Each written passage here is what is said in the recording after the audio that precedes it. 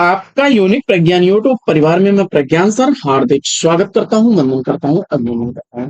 प्यारे साथियों, 125 वस्तुनिष्ठ प्रश्नों को करने वाले हैं हम लोग आज की इस पाठचर्या में।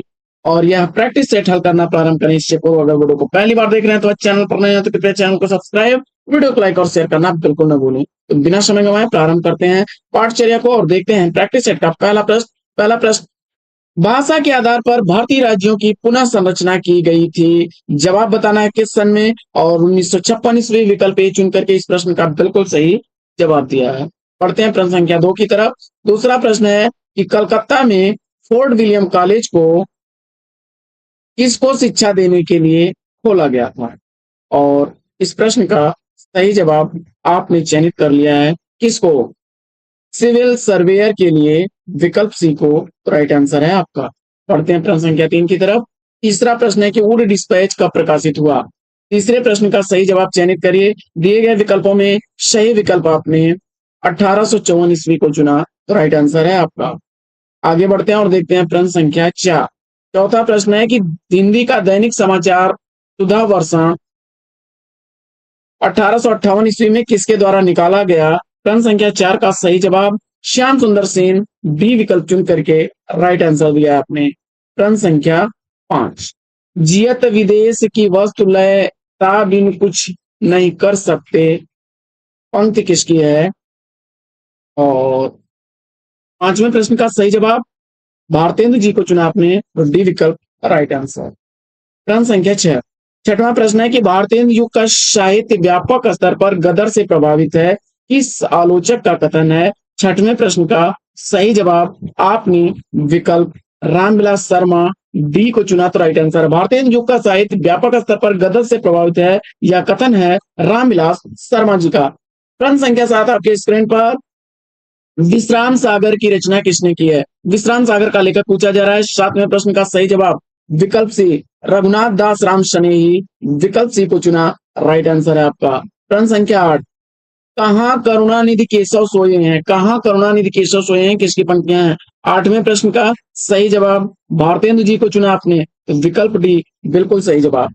आगे बढ़ते हैं और देखते हैं प्रश्न संख्या 9। 9वां प्रश्न है कि आचार्य शुक्ल हिंदी गद्य के प्रवर्तकों में इसमें से किसे स्थान दिया गया है। आचार्य शुक्ल ने हिंदी गद्य के प्रवर्तकों में इनमें से किसको स्थान दिया है। 9वें प्रश्न का सही जवाब सदा सुखलाल सी विकल्प को चुना आपने राइट आंसर के साथ है आप। बढ़ते हैं प्रश्न संख्या 10 की तरफ। 10वां प्रश्न आपके स्क्रीन पर। 10वां प्रश्न क्या है कि द्विवेदी युग के किस कवि को हिंदी साहित्य सम्मेलन का सभापति बनाकर के सम्मानित किया गया। द्विवेदी युग के किस कवि को हिंदी साहित्य सम्मेलन का सभापति बनाकर सम्मानित किया गया है। 10वें प्रश्न का सही जवाब अयोध्या सिंह उपाध्याय हरिऔध डी विकल्प को चुना आपने सही जवाब के साथ हैं आप। प्रश्न संख्या 11। 11वां प्रश्न है कि भूलोक का गौरव प्रकृति का पुष्प लीला स्थल कहाँ है, यह पंक्तियां किसकी हैं। 11वें प्रश्न का सही जवाब क्या बनेगा। भूलोक का गौरव प्रकृति का पुष्प लीला स्थल कहां पर है, यह पंक्तियां किसकी हैं। 11वें प्रश्न का सही जवाब मैथिली शरण गुप्त विकल्प बी को चुन करके बिल्कुल सही जवाब दिया है आपने। फटाफट क्वेश्चन को करते रहिए। अति खल की संगत करने से जग में मान नहीं रहता है, यह पंक्तियां किसकी हैं। अति खल की संगत करने से जग में मान नहीं रहता है किसकी पंक्तियां। 12वें प्रश्न का सही जवाब विकल्प सी रामचरितोपाध्याय राइट आंसर के साथ हैं आप। प्रश्न संख्या 13। अनुमोदन कांत किसका संस्मरण है। 13वें प्रश्न का सही जवाब चयनित करिए। अनुमोदन कांत किसका संस्मरण है। 13वें प्रश्न का सही जवाब महावीर प्रसाद द्विवेदी विकल्प ए बिल्कुल सही जवाब। प्रश्न संख्या 14। हिंदी उपन्यास कोश के संपादक कौन थे। हिंदी उपन्यास कोश का संपादक पूछा जा रहा है आपसे। चौथे प्रश्न का जवाब दीजिए। चौथे प्रश्न का सही जवाब आपने विकल्प ए गोपाल राय को चुन करके राइट आंसर दिया है। विकल्प ए के साथ आप सही जवाब पर हैं। साथियों बढ़ते हैं 15वें प्रश्न की तरफ। प्रश्न संख्या 15 है किस लेखक के गद्य विधान का आचार्य शुक्ल ने शयास अनुप्रास में गुथे शब्द गुच्छों का अटाला कहा। आचार्य शुक्ल ने शयास अनुप्रास में गुथे शब्द गुच्छों का अटाला किसके गद्य विधान को, किस लेखक के गद्य विधान को कहा है। 15वें प्रश्न का सही जवाब गोविंद नारायण मिश्र डी विकल्प बिल्कुल सही जवाब। प्रश्न संख्या 16। 16वां प्रश्न है कि अपनी ही दृष्टि अपने ही भाव किस विधा की प्रमुख विशेषता है। अपनी ही दृष्टि अपने ही भाव किस विधा की प्रमुख विशेषता रही है। 16वें प्रश्न का सही जवाब निबंध विधा, ए विकल्प बिल्कुल सही जवाब। बढ़ते हैं प्रश्न संख्या 17 की तरफ। 17वां प्रश्न आपके स्क्रीन पर, अन्वेषण और अनुसंधान परक आलोचना का विकास किस पत्र अथवा पत्रिका से माना जाता है? 17वें प्रश्न का सही जवाब आपने विकल्प ए को चुन लिया है, नागरी पिचाणी पत्रिका। तो राइट आंसर के साथ हैं आप। बढ़ते हैं प्रश्न संख्या 18 की तरफ। 18वां प्रश्न है कि 1893 ईस्वी में नागरी पिचाणी पत्रिका की स्थापना में कौन शामिल हुआ? 18वें प्रश्न का सही जवाब आपने किसको चुन लिया है? विकल्प डी को, इसमें से सभी को। तो राइट आंसर के साथ हैं आप। बढ़ते हैं आगे और देखते हैं प्रश्न संख्या 19। 19वां प्रश्न है, यह युग भारतेंदु युग के संदर्भ में कहा जा रहा है। बच्चे के समान हंसता खेलता आया था, जिसमें बच्चों की सी निश्चलता, अक्खड़पन, सरलता और तन्मयता थी। किस विद्वान का कथन है? 19वें प्रश्न का सही जवाब आचार्य रामचंद्र शुक्ल को चुना आपने, वी विकल्प के साथ। बिल्कुल सही जवाब पर हैं आप। प्रश्न संख्या 20। 20वां प्रश्न है कि फिर पूर्वजों की शिक्षा तरंगों में बहो। 20वें प्रश्न का सही जवाब जयद्रथ वध से अवतरित यह कथन है, विकल्प ए राइट आंसर आपका। प्रश्न संख्या 21। 21वां प्रश्न है कि माइकेल मधुसूदन के मेघनाद वध, विरहिणी प्रजांगना और वीरांगना का अनुवाद किसने किया है? जवाब में आपने सेलेक्ट कर लिया 21वें प्रश्न का सही जवाब मैथिली शरण गुप्त को। राइट आंसर के साथ में। 22वां प्रश्न है, निराला द्वारा रचित भारत माता की वंदना 1920 को निराला की प्रथम प्रकाशित रचना कौन आलोचक स्वीकार करता है? 22वें प्रश्न का सही जवाब आपने विकल्प आचार्य क्षमा करें, रामविलास शर्मा जी को चुना है। तो 22वें प्रश्न का सही उत्तर रामविलास शर्मा, सी विकल्प राइट आंसर। आगे बढ़ते हैं और देखते हैं प्रश्न संख्या 23। 23वां प्रश्न है आपका कि महावीर प्रसाद द्विवेदी ने सरस्वती पत्रिका में सुकवि किंकर उपनाम नामक प्रसिद्ध लेख लिखा था। 23वें प्रश्न में सही जवाब आपने सेलेक्ट किया है, सुकवि किंकर उपनाम से उन्होंने कवि और कविता लेख लिखा था, विकल्प ए राइट आंसर। प्रश्न संख्या 24। 24वां प्रश्न आपका है कि 1920 ईस्वी में शारदा पत्रिका जबलपुर से कितने पृष्ठों में छपी थी? 24वें प्रश्न का सही उत्तर 4 पृष्ठ, सी विकल्प राइट आंसर। 25वां प्रश्न है कि वत्सल फाउंडेशन नामक साहित्यिक सांस्कृतिक संस्था की स्थापना किसने की थी? 25वें प्रश्न का सही जवाब विकल्प ए को चुन लिया आपने, अज्ञेय। तो राइट आंसर है आपका। आगे बढ़ते हैं और देखते हैं प्रश्न संख्या 26 को। 26वां प्रश्न है कि धूप कोठरी के आईने में खड़ी किसकी पंक्तियां? 26वें प्रश्न का सही जवाब विकल्प शमशेर बहादुर सिंह ए को चुना आपने, राइट आंसर के साथ हैं। प्रश्न संख्या 27। 27वां प्रश्न है कि अकविता को अंत विरोधी विरोधों की अन्वेषण कविता किसने कहा? 27वें प्रश्न का सही उत्तर क्या होगा?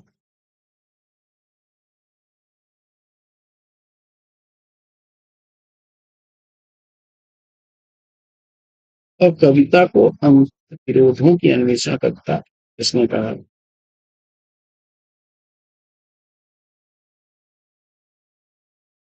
यह प्रश्न साथियों सस्पेंस में लग रहा है।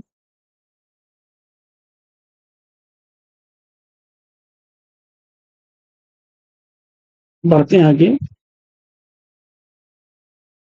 अगला प्रश्न है आपका, भदेश की प्रतिष्ठा किस साहित्य में हुई? 28वें प्रश्न का सही जवाब प्रयोगवादी साहित्य, विकल्प सी को चुना आपने, तो राइट आंसर आपका। अगला प्रश्न है कि क ख ग त्रैमासिक पत्रिका किसकी है? प्रश्न संख्या 29 का सही जवाब विकल्प डी को चुन लिया आपने, रघुवंश को, तो राइट आंसर। नई कविता के जनक कौन है? नई कविता का जनक पूछा जा रहा है आपसे।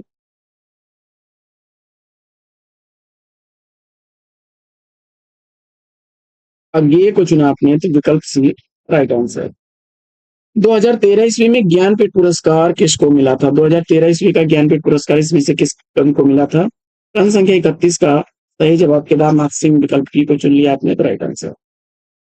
अगला प्रश्न है आपका कि वस्तुतः यह हाला एक प्रतीक मात्र है जो तत्कालीन झूठी आध्यात्मिकता के प्रतिवाद का प्रतीक माना था। मूलतः बच्चन की कविता मस्ती, उमंग और उल्लास की कविता है, किसने कहा है? 32वें प्रश्न का सही जवाब चयनित करिए।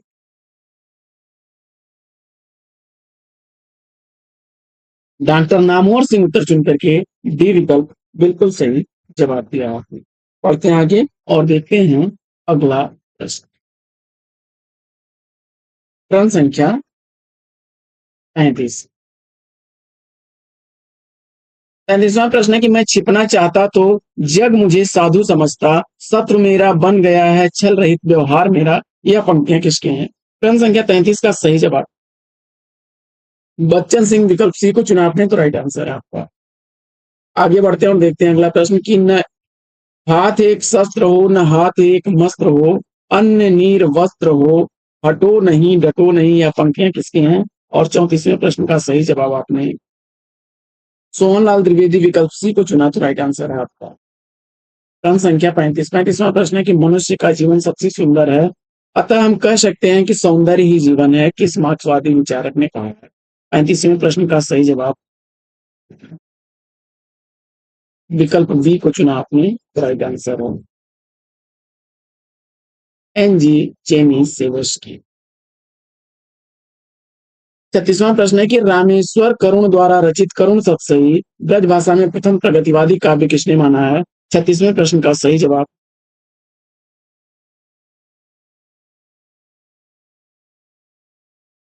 गणपत चंद्रगुप्त को चुना आपने, तो राइट आंसर है। आगे बढ़ते हैं और देखते हैं प्रश्न संख्या 37। 37वां प्रश्न है कि आओ हम उस अतीत को भूलें और आज की अपनी रग रग के अंतर को छू लें इसी क्षण, क्योंकि कल के बने ही रहे, क्योंकि कल हम भी नहीं रहेंगे। यह पंक्तियां किसकी हैं? 37वें प्रश्न का सही जवाब विकल्प ए को चुन लिया आपने, अज्ञे को राइट आंसर हुआ। आगे बढ़ते हैं और देखते हैं प्रश्न संख्या 38। 38वां प्रश्न है आपका कि प्रयोगवाद शैलीगत विद्रोह है, किसका कथन है? प्रश्न संख्या 38 का सही जवाब नगेंद्र को चुना आपने, तो राइट आंसर आपका। प्रश्न संख्या 39। प्रपदवाद को नकेनवाद भी कहा जाता है, इस नकेनवाद के संस्थापकों में कौन है? तो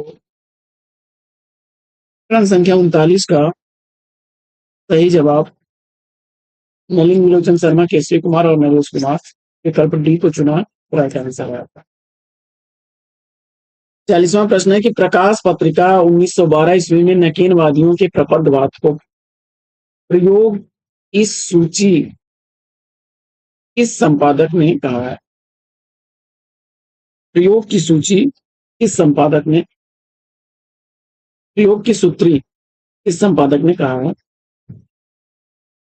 प्रकाश पत्रिका 1952 में नकीनवादियों के प्रपदवाद को प्रयोग की सूत्री किस संपादक ने कहा है? 40वें प्रश्न का सही जवाब नरेश कुमार, विकल्प ए राइट आंसर है।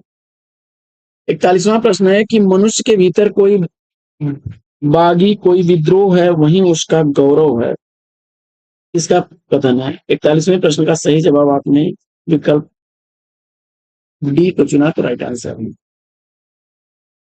42वां प्रश्न है कि वे व्यक्ति के बारे में बहुत सोचते थे, समाज के बारे में बहुत कम, किसका कथन है? 42वां प्रश्न राइट आंसर विकल्प बी को चुन लिया आपने, तो राइट आंसर। अगला प्रश्न है कि हिंदी की पहली छायावादी कविता मानी जाती है, और 43वें प्रश्न का सही जवाब जूही की कली को चुना, तो राइट आंसर आपका। सत शिखर काव्य नाटक किसका है? 44वें प्रश्न का सही जवाब सुमित्रा नंदन पंत, विकल्प ए राइट आंसर। प्रश्न संख्या 45 है आपका कि आओ रानी हम ढोए पाल की किसकी पंक्तियां हैं? और जवाब में विकल्प ए बाबा नागार्जुन को चुना आपने, राइट आंसर है। प्रश्न संख्या 46। आंसू का कौन सा संस्करण रहस्यवादी भावनाओं से मुक्त कर दिया गया? 46वां प्रश्न द्वितीय संस्करण बी, विकल्प राइट आंसर। प्रश्न संख्या 47 है कि क्षमा सोगती उस भुजंग को जिसके पास गरल हो, काफी पंक्तियां किसकी हैं?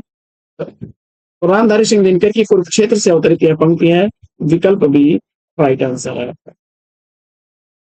अगला प्रश्न प्रश्न संख्या 48। आचार्य शुक्ल ने छायावाद का जनक किसे कहा है? शुक्ल के अनुसार छायावाद के जनक कौन है? और प्रश्न संख्या 48 का सही जवाब आपने इसको मुकुटधर पांडे को चुन लिया, तो सी विकल्प राइट आंसर। अमीर खुसरो का व्याकरण ग्रंथ इसमें से कौन सा है? जवाब में विकल्प ए को चुना, राइट आंसर। आगे निम्नलिखित को सुमेलित करिए। क्रम संख्या 50 में मिलान करिए और मिलान करने के बाद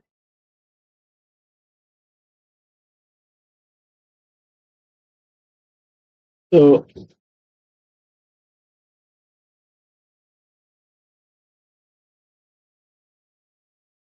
सही जवाब क्या बनेगा? क्रम संख्या 50।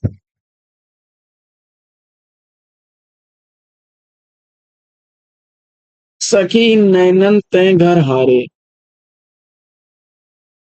सूरदास की पंक्ति है। अज्ञान पथ कृपान का धारा, यह तुलसीदास की पंक्ति है।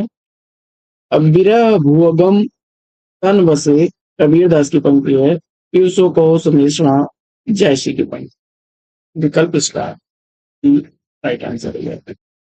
आगे बढ़ते हैं और देखते हैं अगला प्रश्न। अगला प्रश्न है आपका प्रश्न संख्या 51।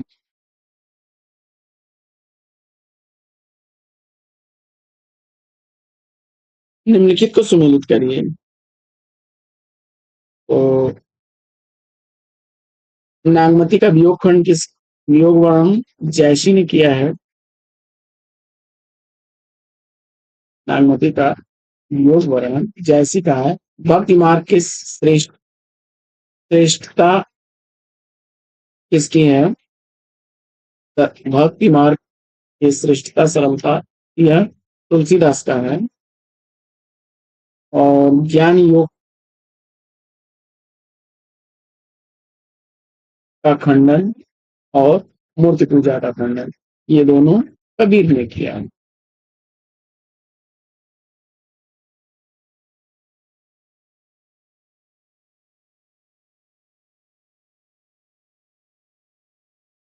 बढ़ते हैं आगे और देखते हैं अगला प्रश्न। अगला प्रश्न है आपका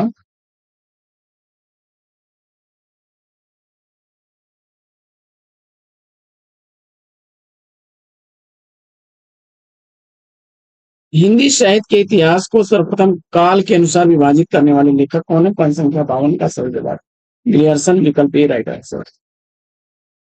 अगला प्रश्न है कि मिस्र बंधुओं ने आदिकाल को क्या नाम दिया है? आरंभिक काल, विकल्प ए राइट आंसर। अगला प्रश्न है कि परमात्म प्रकाश और योग सार के रचनाकार जोइंद पुरुष कहानी हो कहो जस पथावे पंथ किसकी पंक्ति है? प्रश्न संख्या 55 का सही जवाब विद्यापति, विकल्प डी को चुना आपने, राइट आंसर। आगे बढ़ते हैं और देखते हैं अगला प्रश्न कि प्राकृत की अंतिम अपभ्रंश अवस्था से ही हिंदी साहित्य का आविर्भाव किसने किया? प्रश्न संख्या 56 का सही जवाब आचार्य शुक्ल को चुना आपने, तो राइट आंसर। और रणमल छंद के रचनाकार कौन है? रणमल छंद श्रीधर की रचना है। अगला प्रश्न है कि इतिहास शुक्ल जी ने जुटाया है जगाया नहीं, शुक्ल जी से संबंधित यह कथन किसका है? जैनेन्द्र, विकल्प ए राइट आंसर। अगला प्रश्न है कि आदिकाल को बाल्यावस्था कहने वाले इतिहासकार कौन है? प्रश्न संख्या 59 का सही जवाब रमाशंकर शुक्ल रसाल, विकल्प सी को चुना, तो राइट आंसर है। अगला प्रश्न है कि चारण काल की भाषा कौन सी है? डिंगल फिंगल, विकल्प सी राइट आंसर। आगे अगला प्रश्न है कि नाथों की सबसे बड़ी कमजोरी उनका रूपापन गोरखनाथ ने उद्धार किया था, यह कथन किसका है? प्रश्न संख्या 61 का सही जवाब आपने आचार्य हजारी प्रसाद द्विवेदी, विकल्प ए को चुना, तो राइट आंसर। अगला प्रश्न है कि मैथिली की प्रथम गद्य कृति कौन सी है? प्रश्न संख्या 62 का सही जवाब आपने वर्ण रत्नाकर, विकल्प सी को चुना, राइट आंसर है आपका। पढ़ते हैं आगे और देखते हैं अगला अगला प्रश्न है कि इन ग्रंथों को रचना काल के आरोही क्रम में व्यवस्थित करिए। प्रश्न संख्या 63 का सही जवाब चंदनबाला रास, स्थूलभद्र रास, नेमिनाथ रास और एवं गिरिरास। विकल्प बी राइट आंसर। अगला प्रश्न है फिर सुमेलित करना है। प्रश्न संख्या 64 को मिलान कर लीजिए। प्रश्न संख्या 64 का मिलान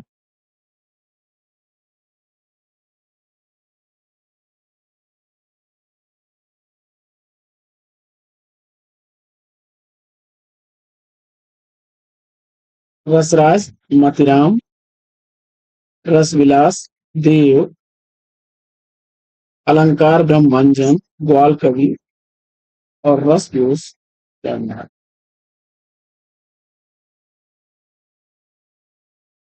सही जवाब क्या बनेगा? विकल्प बी। अगला प्रश्न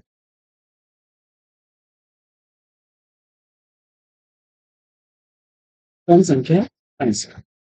अगला प्रश्न प्रश्न संख्या 65 है कि वाराणसी का बनारस रूप में विकास किसका उदाहरण है? वाराणसी का बनारस रूप में विकास किसका उदाहरण है? तो जवाब हो जाएगा व्यंजन विपर्य का। विकल्प ए इसका सही उत्तर। अगला प्रश्न पढ़ते हैं अगले प्रश्न की तरफ और देखते हैं प्रश्न संख्या 66। हिंदी भाषा का सर्वप्रथम व्याकरण नागरी प्रचारणी सभा काशी की देखरेख में लिखा गया, जिसका नाम हिंदी व्याकरण था। इसको लिखने वाले कौन हैं? इसका आपको जवाब बताना है। तो जवाब हो जाएगा कामता प्रसाद गुरु। विकल्प बी इसका सही उत्तर है। अगला प्रश्न है कि आज समाचार पत्र के संस्थापक कौन थे? आज समाचार पत्र के संस्थापक कौन थे? तो इसका उत्तर हो जाएगा शिव प्रसाद गुप्त। विकल्प सी इसका राइट आंसर है। अगला प्रश्न है प्रश्न संख्या 68। प्रश्न संख्या 68 है तीसरी सत्ता उपन्यास के लेखक का नाम क्या है? तीसरी सत्ता उपन्यास के लेखक का नाम आपको बताना है। तो तीसरी सत्ता उपन्यास लिखने वाले हैं गिरिराज किशोर। विकल्प ए इसका सही उत्तर। अगला प्रश्न नाटक के अर्थ में प्रकृतियां कितनी मानी गई हैं? नाटक के अर्थ में प्रकृतियों की संख्या कितनी मानी गई है? तो जवाब हो जाएगा 5। विकल्प सी इसका सही उत्तर। अगला प्रश्न है कि मतवाला पत्रिका के स्थायी स्तंभ चाबुक में निराला जी अपनी रचना किस नाम से लिखते थे? तो जवाब इसका बड़ा ही आसान सा जवाब है और कई बार रिपीटेड प्रश्न है। तो इसका सही उत्तर क्या होगा? तो जानते हैं आप, वह गर्गज सिंह वर्मा नाम से करते थे। विकल्प ए इसका राइट आंसर। अगला प्रश्न है कि राष्ट्रभाषा संदेश पाक्षिक पत्र कहां से प्रकाशित होता है?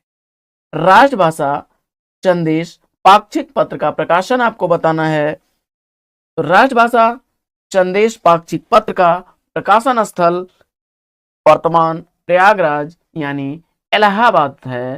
विकल्प ए इसका राइट आंसर। अगला प्रश्न है कि भक्तमाल के रचयिता नाभादास के गुरु का नाम क्या? भक्तमाल के रचनाकार नाभादास के गुरु का नाम क्या था? यानी सीधे सीधे आपसे नाभादास के गुरु का नाम भी पूछा जा सकता है। तो इसका जवाब हो जाएगा अग्रदास के शिष्य थे नाभादास। विकल्प बी इसका सही उत्तर। अगला प्रश्न है कि नई कविता परंपरा का तिरस्कार है और नई कहानी परंपरा का विस्तार, यह कथन किसका है? तो जवाब हो जाएगा यह कथन है राजेंद्र यादव का। विकल्प बी इसका राइट आंसर। अगला प्रश्न है हजारी प्रसाद द्विवेदी के उपन्यास अनामदास का पोथा में किस उपनिषद के सर्वाधिक स्थलों का प्रयोग हुआ है? तो जवाब इसका हो जाएगा हजारी प्रसाद द्विवेदी द्वारा लिखे गए अनामदास का पोथा जो उपन्यास है उसमें सर्वाधिक प्रयुक्त होने वाले स्थल छांदोग्य उपनिषद से हैं। विकल्प बी इसका राइट आंसर। अगला प्रश्न है कि भूल कहत नव रस सुकवि सकल मूल श्रृंगार। यह उक्ति किस आचार्य की है? तो भूल कहत नव रस सुकवि सकल मूल श्रृंगार, यह उक्ति है देव की। विकल्प ए इसका राइट आंसर। अगला प्रश्न है कि स्र एक संयुक्त व्यंजन है, इसमें किन दो वर्णों को सम्मिलित किया गया है? तो इसका जवाब हो जाएगा स्र में आपके श और र, यानी च और र, इन दो वर्णों का प्रयोग है। विकल्प सी इसका राइट आंसर।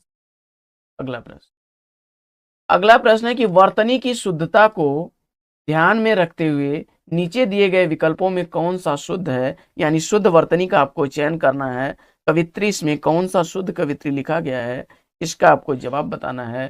कवित्री विकल्प डी इसका राइट आंसर। अगला प्रश्न है कि शंबुक वध के रचनाकार कौन है? शंबुक वध कृति के रचनाकार कौन है, इसका आपको उत्तर बताना है। फटाफट से उत्तर आंसर टिक कर दीजिए। शंबुक वध कृति जो है इसको लिखने वाले हैं जगदीश गुप्त। विकल्प बी इसका सही उत्तर। अगला प्रश्न है स्वरों के उच्चारण में लगने वाले समय को क्या कहते हैं? तो स्वरों के उच्चारण में लगने वाला जो समय होता है उसको आप मात्रा कहते हैं। विकल्प ए इसका राइट आंसर। अगला प्रश्न है कि जमुन जल तुम काव्य के रचनाकार कौन? जमुन जल तुम काव्य कृति के रचनाकार कौन है, इसका आपको जवाब बताना है। तो जमुन जल तुम काव्य कृति लिखी गई है केदारनाथ अग्रवाल द्वारा। विकल्प डी इसका बिल्कुल सही जवाब। और बढ़ते हैं अगले प्रश्न की तरफ और देखते हैं प्रश्न संख्या 81।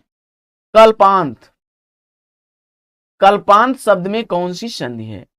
कल्पांत शब्द में कौन सी संधि है, इसका आपको जवाब बताना है। कल्पांत शब्द जो है कल्प धन अंत अ और अ मिलके आ हुआ है, तो जवाब इसका दीर्घ संधि होगा। विकल्प सी।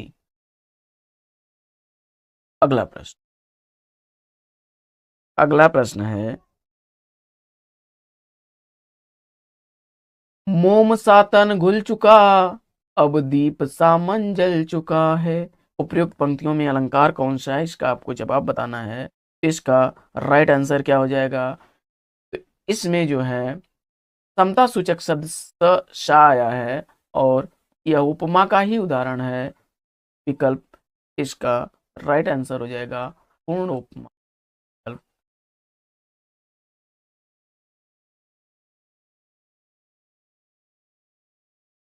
अगला प्रश्न है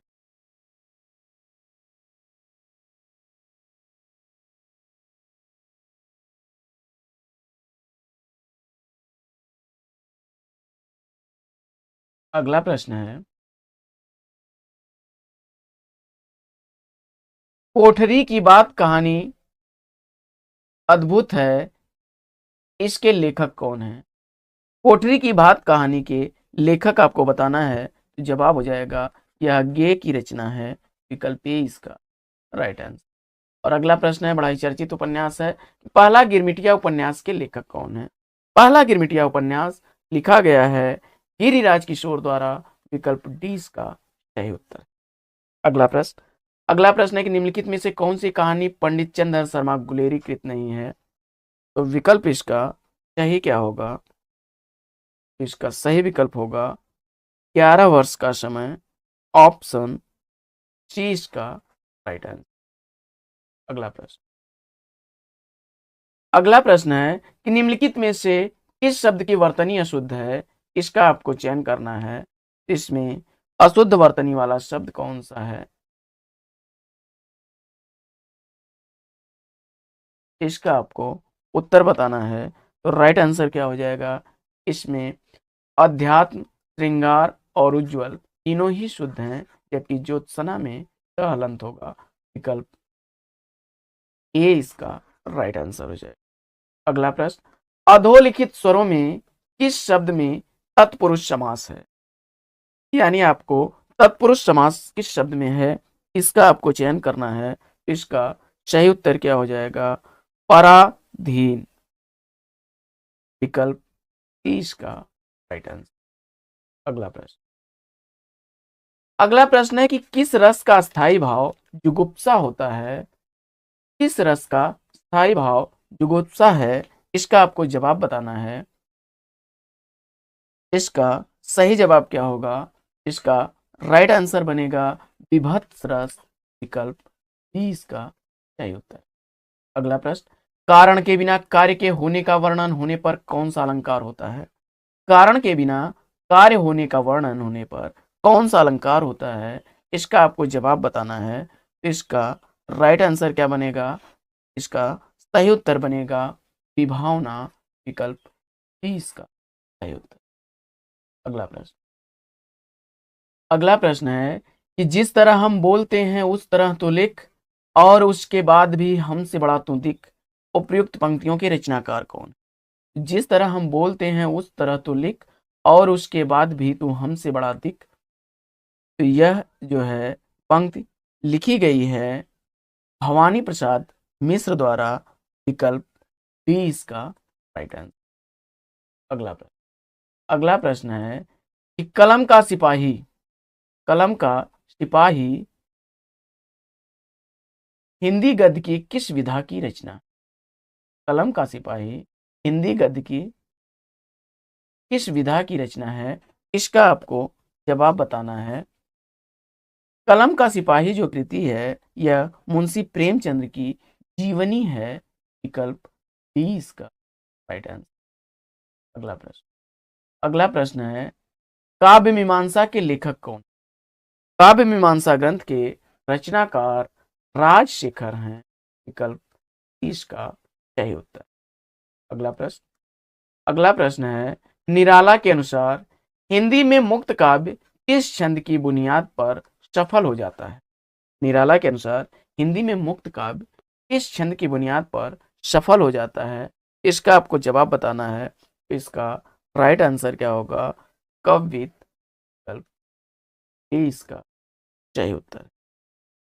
अगला प्रश्न, अगला प्रश्न है कि आचार शब्द किस भाषा से आकर हिंदी में प्रयुक्त हुआ है? यानी कि आचार किस भाषा का शब्द है, इसका आपको जवाब बताना है।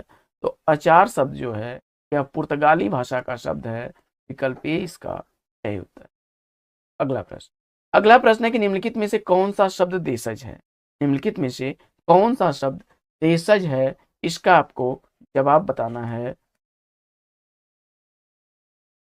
तो देशज शब्द आपका इसमें कौन सा होगा? फटाफट उत्तर टिक कर दीजिए। तो इसका राइट आंसर होगा पेड़। विकल्प। अगला प्रश्न, अगला प्रश्न है कि मछली घर नामक काव्य संग्रह के संपादक कौन?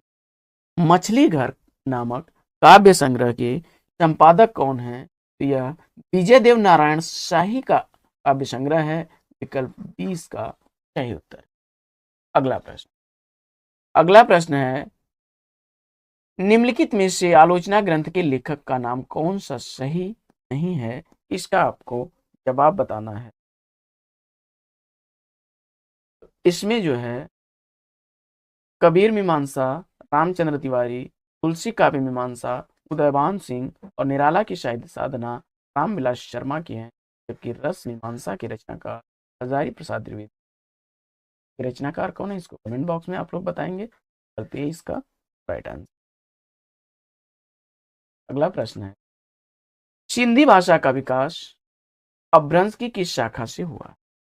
सिंधी भाषा का विकास अपभ्रंश की किस शाखा से हुआ है, इसका आपको जवाब बताना है। तो इसका राइट आंसर क्या हो जाएगा? प्राचीन। विकल्प डी इसका राइट आंसर। अगला प्रश्न, अगला प्रश्न है कि पुराने हिंदी ग्रंथ के लेखक कौन है। पुराने हिंदी ग्रंथ किसके द्वारा लिखा गया ग्रंथ है, इसका आपको जवाब बताना है।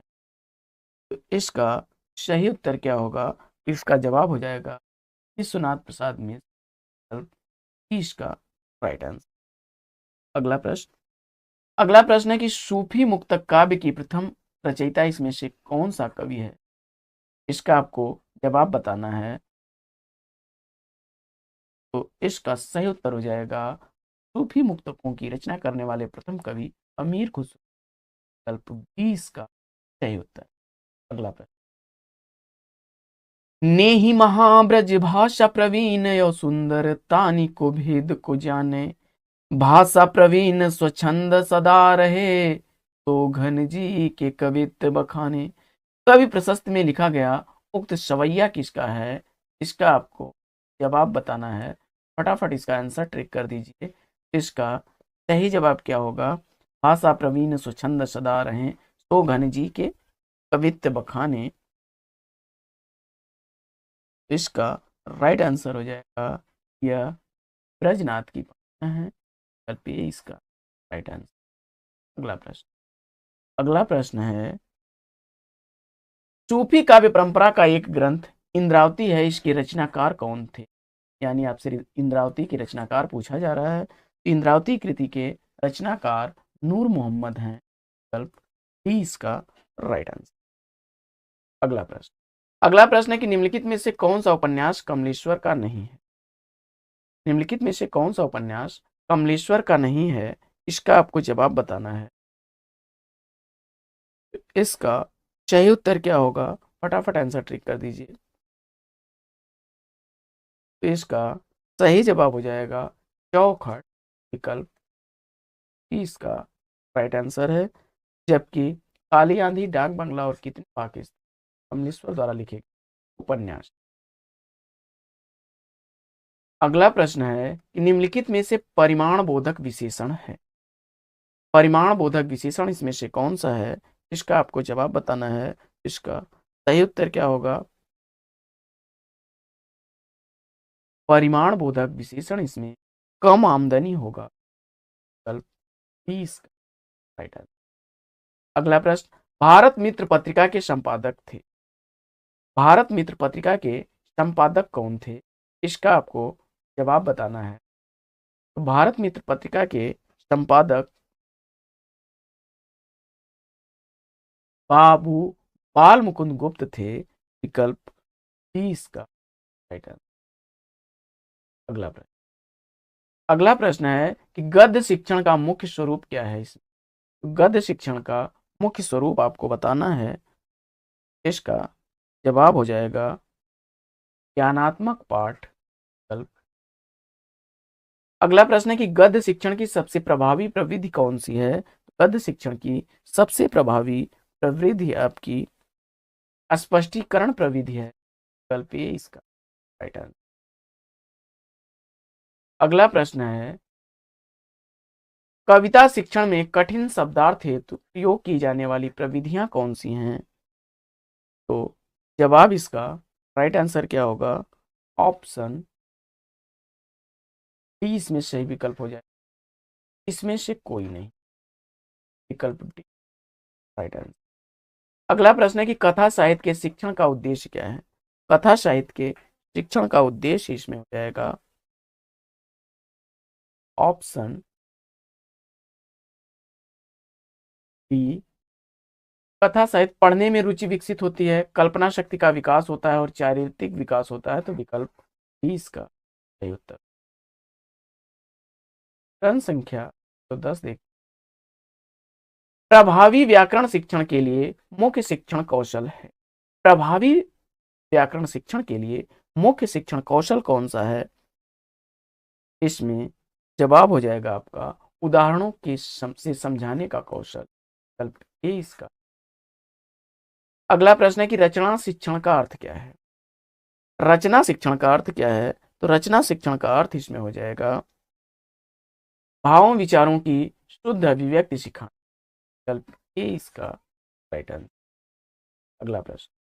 अगला प्रश्न है कि शिक्षण कौशलों के विकास के लिए किस पाठ योजना का प्रयोग आवश्यक? शिक्षण कौशलों के विकास के लिए आपकी सूक्ष्म शिक्षण पाठ योजना यानी माइक्रो टीचिंग, राइट आंसर। अगला प्रश्न है कि वर्तनीगत अशुद्धियों का प्रमुख कारण क्या होता है? तो वर्तनीगत अशुद्धियों के प्रमुख कारणों में आपका लिपि का सही ज्ञान न होना, उच्चारण की अशुद्धता और क्षेत्रीय बोलियों का प्रभाव, तीनों है विकल्प बी इसका। अगला प्रश्न है कि मूल्यांकन आयाम के प्रवर्तक कौन है? तो इसमें ब्लूम महोदय हैं, विकल्प ए इसका राइट आंसर। अगला प्रश्न है कि पाठ योजना में सबसे पहले निर्धारित क्या किया जाता है? तो इसका जवाब हो जाएगा शिक्षण का उद्देश्य, विकल्प बी इसका सही उत्तर। अगला प्रश्न है छात्रों को हिंदी साहित्य के इतिहास की रूपरेखा से परिचित कराना प्रकार का उद्देश्य है। तो जवाब हो जाएगा ज्ञानात्मक उद्देश्य, विकल्प। अगला प्रश्न है कि गद्य शिक्षण में आप वसुंधरा शब्द के आशय को कैसे समझाएंगे? जवाब हो जाएगा पर्याय कथन द्वारा, विकल्प डी इसका।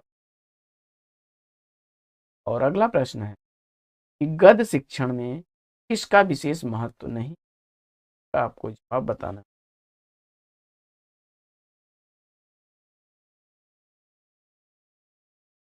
तो इसका सही जवाब हो जाएगा लय युक्त सस्वर वाचन का, ये इसका राइट आंसर। पढ़ते हैं अगले प्रश्न की तरफ।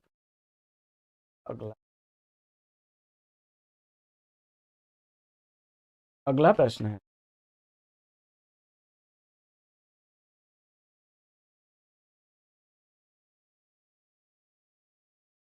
निम्नलिखित में से कौन नाटक शिक्षण विधि नहीं है?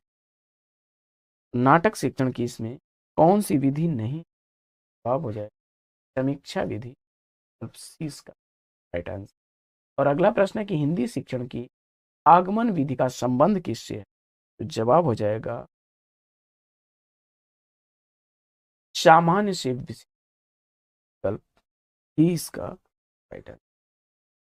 साथियों, सेशन को आप लोग लाइक करके दोस्तों में शेयर कर दीजिए और अगर चैनल पर पहली बार हैं तो चैनल को सब्सक्राइब कर लीजिए और वीडियो से संबंधित पीडीएफ प्राप्त करने के लिए आप हमारा टेलीग्राम चैनल यूनिक प्रज्ञान ज्वाइन करें। का लिंक आपको वीडियो के डिस्क्रिप्शन में मिल जाएगा अथवा आप टेलीग्राम चैनल में यूनिक प्रज्ञान टाइप करें, UNIQUEPRA।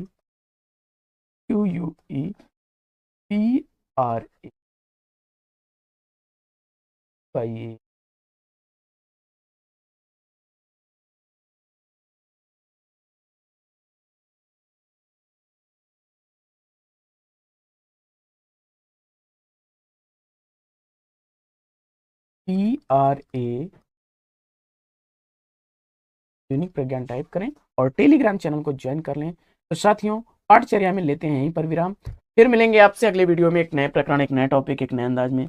तब तक के लिए लेंगे आपसे विदा। आपका जीवन मंगलमय हो। बेस्ट विशेष बेस्ट ऑफ लक। जय हिंद साथी।